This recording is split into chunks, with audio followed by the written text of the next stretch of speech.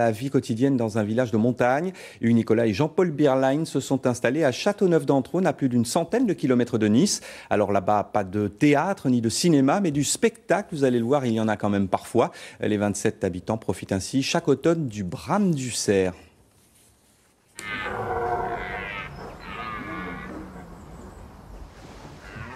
À l'heure du thé, c'est une drôle de sérénade qui appelle les villageois.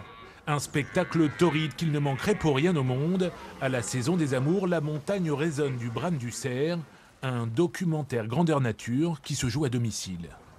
Ah là, je les vois bien aussi. Les premiers cerfs qu'on a eus ici, ils sont venus de la Tinée. Hein. La première observation de cerf, nous on se rappelle, c'était juste à côté sur Entraunes en 1979. Ouais. Il avait été vu une biche sur Entraunes, le village voisin.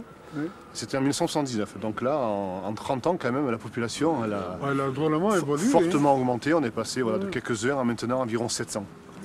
Pendant toute la période de rut, le mâle veille sur son harem de biches et en expulse tout autre prétendant avec un cri rauque.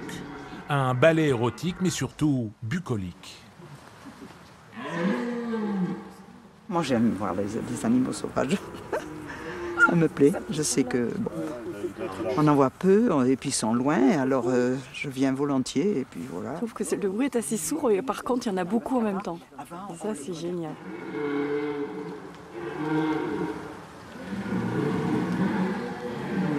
C'est impressionnant. C'est impressionnant. Quand on voit ces bêtes faire ce qu'elles font, il paraît qu'elles perdent 30% de leur poids. C'est extraordinaire. Un mois d'excitation bestiale pendant lequel la testostérone des cerfs est multipliée par 1000. L'animal est alors obligé d'utiliser quelques subterfuges pour adoucir sa libido. Le mâle, comme il est très excité, il a chaud, hein, et il peut se rouler dans la boue et dans l'eau comme ça, ce qu'on appelle se souiller. Et en même temps, en plus, comme il a beaucoup de tiques et tout à cette époque-là, en se roulant dans la boue, ça lui enlève un petit peu les parasites. Et ça lui permet un peu aussi de calmer ses ardeurs, on dira, de faire un petit bain de boue.